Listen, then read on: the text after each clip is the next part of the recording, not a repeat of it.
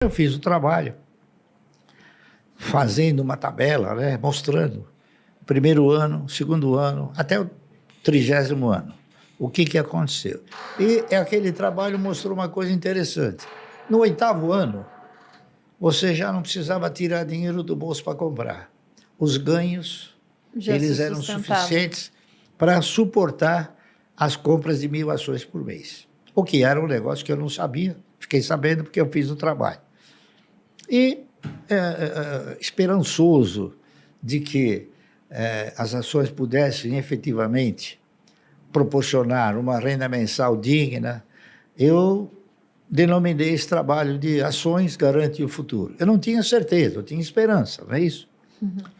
E eu fiz o trabalho, aí o presidente da CESP mandou me chamar. O presidente da CESP, era um cidadão chamado Lucas Nogueiras Garcês. Ele foi governador do estado. E o diretor financeiro era um cidadão chamado Moacir Teixeira. Aí eu fui, conversei com ele, ele me chamou lá no salão nobre lá da CESP. Chegou para mim e falou: "Seu Márcio, eu quero comprar o seu trabalho." Falou umas 10 vezes. E eu falei 10 vezes para ele: "Mas eu não fiz o trabalho para vender. Uhum. Fiz o trabalho porque eu sou do mercado e eu quero mostrar a minha contribuição para o mercado, se é que ela tem alguma validade." Não, ele elogiou o trabalho. Até que no fim eu cheguei para ele e falei assim: "Me diga uma coisa, para que o senhor quer o trabalho?" Ele falou: "Eu quero o trabalho porque eu vou editar esse trabalho." Eu peguei o trabalho e falei: "Não precisa me pagar nada." Ele falou assim, "Sabe de uma coisa? Eu vou mandar fazer esse trabalho e vou botar o seu nome, coisa que eu jamais faria." E ele fez. Mandou editar o trabalho com o meu nome. Ações Garante o Futuro. Então, agora eu tenho dito para ela o seguinte: esse título que eu coloquei era o título da esperança, tá certo? E hoje? O que eu diria hoje? Eu modificaria esse título? Claro. Eu acrescentaria um O.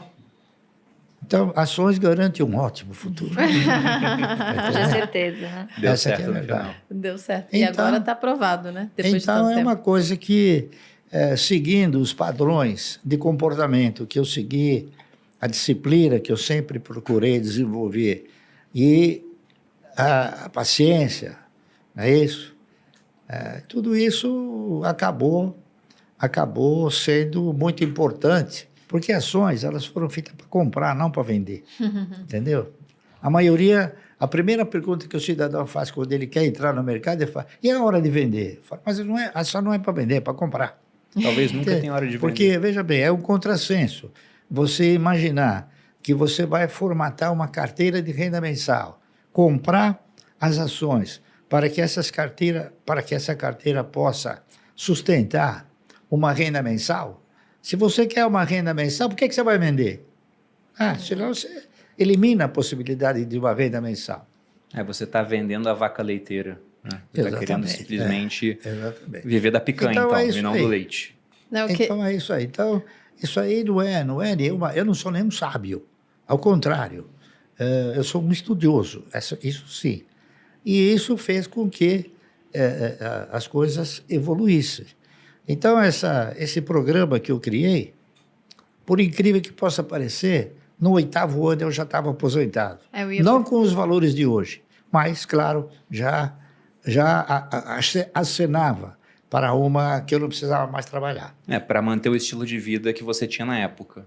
Já estava suficiente. Que é o mesmo de hoje. Eu acho até uma curiosidade isso, porque você já é um investidor pessoa física da Bolsa, tem um patrimônio bilionário, ganhou, como você disse lá em 2021, 1 milhão em dividendos por dia, e isso vai sendo corrigido ao longo do tempo, vai ficar maior, até porque você pega esse dinheiro também, não é para simplesmente gastar, compra novas ações, vai montando a bola de neve, e até hoje tem um estilo de vida muito humilde. Você nunca aumentou demais o padrão de vida? Não, porque eu tenho um padrão ótimo para as minhas pretensões. Está entendendo? Discutir padrão de vida é um negócio interessante. Por exemplo, você tem aqueles que são escravos do ego, e são aqueles que controlam os egos, né? Eu controlo os egos, não sou escravo do ego. Então, aquele que é escravo do ego, ele por exemplo, ele compra fogos de 100 mil reais ele queima o dinheiro, eu não queimo. Está entendendo? Uma coisa que eu isso achei aí. até curiosa, você vinha para o escritório de metrô antes da Não, pandemia, eu né? vim muito tempo de metrô, porque era uma recomendação médica, tá entendendo? Para caminhar, era isso? Para caminhar, Ah. para andar, né? E a única maneira que você tem de andar é ir até o metrô, vir, você se misturar com o povo, né? Aham. É que aí ela começou a me produzir Ficou de uma famoso. forma muito Famoso. intensa e eu comecei a ficar com um problema. No metrô, a turma, seu Márcio, eu quero tirar uma fotografia. Então, aí eu precisei... A fama tem seus preços. É isso aí. Mas foi até um ponto interessante você citar essa questão do INSS, porque há pouco tempo o pessoal da Portfel, que é a consultoria que a gente tem de investimento lá dentro do Grupo Primo, eles fizeram um post justamente pegando essa comparação entre você investir o seu dinheiro durante o período de 40 anos ou pagar a previdência pública durante 40 anos. E não é um ou outro, porque se você trabalha e não contribui com a Previdência, isso pode ser enquadrado até como crime de sonegação previdenciária. Então, é um imposto, você é obrigado a pagar. E aqui eles colocaram, né, a contribuição para o INSS de 350 ou investir 350 de maneira mensal em algo que tem uma taxa de retorno de 10% ao ano.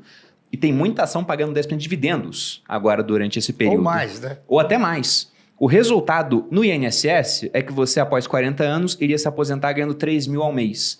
E no momento que você morre, Depende- zero de patrimônio para tua família. Depende de quanto você contribui. Por exemplo, eu nunca deixei de contribuir para o INSS, porque eu recebia honorários, enfim, recebia comissões, tá certo? Mas eu sempre contribuí pelo mínimo. É, a melhor coisa que tem. Então o que aconteceu? Eu contribuí obrigatoriamente pelo mínimo para a Previdência e aleatoriamente para aquilo que é a formação de uma carteira de renda mensal. Então, hoje, eu sou aposentado com R$ 500 por mês. O que daria para fazer com esse dinheiro? Né? Se R$ fosse, 500. se fosse uma pessoa fazendo esses aportes, R$ 500 né? por mês. R$ 500. Então, por que é R$ 500 se o salário mínimo é 1.200, né? É que eu recebo 1.200 para pagar os 700 de INSS. Os honorários. Porque eu recebo honorários, não é isso? E ainda pago INSS. Quer dizer, Então, o líquido ainda seria sustento isso. alguém. Sustento a previdência de alguém. Não, e o que fica interessante nessa comparação que eles fizeram é que, olha, 350 por mês durante 40 anos você ganharia 3 mil pela Previdência. Mas no momento do falecimento, você tem zero de patrimônio acumulado. Então você não tem nada para deixar para sua família. Já investindo R$ 350 por mês ao longo dos 40 anos com 10% de retorno, você teria um patrimônio acumulado de 2 milhões. Nossa. Mas e aí acontece- isso te gera uma certa renda, depende de como vai estar investindo, você vive daquela renda e no momento do falecimento você consegue ainda passar um patrimônio para sua família. Enquanto no INSS o patrimônio que você teria construído fica para o Estado no final das contas. Não, mas acontece que esse cidadão que fez essas previsões aí de 10% ao ano, ele foi muito modesto. Mas na internet tem que ser modesto. Não, Muito mas diz em termos de rentabilidade, Isso. dá para ser muito mais. Muito mais.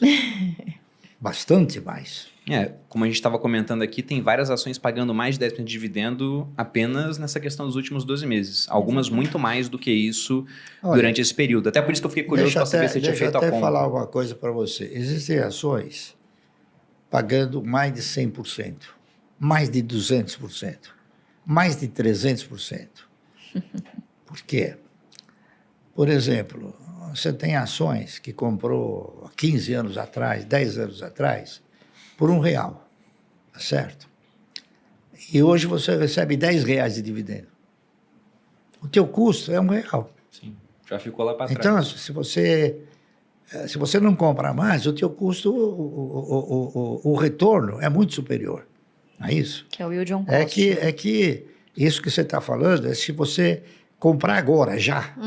Mas se você olhar para um pouco do passado, por exemplo, eu tenho ações que eu paguei 25, 30 centavos e ela já me pagou R$20 de dividendo. Quanto é isso aí? Não, é 100 vezes mais. 300, 400, 500, 1000% a mais. Então, por isso é que o ganho obtido através de ações, ele é imprevisível se você for um investidor. Depende do resultado da empresa, depende de uma série de fatores provenientes da empresa. E uma empresa que tem um histórico de ter um bom aproveitamento do seu parque fabril, tem um bom retorno, tá certo? Em termos de receita, gera riqueza, distribui essa riqueza, ela é uma empresa que vai sempre ter o quê? Uma condição sustentável para te devolver proventos. Então, é isso que tem que olhar.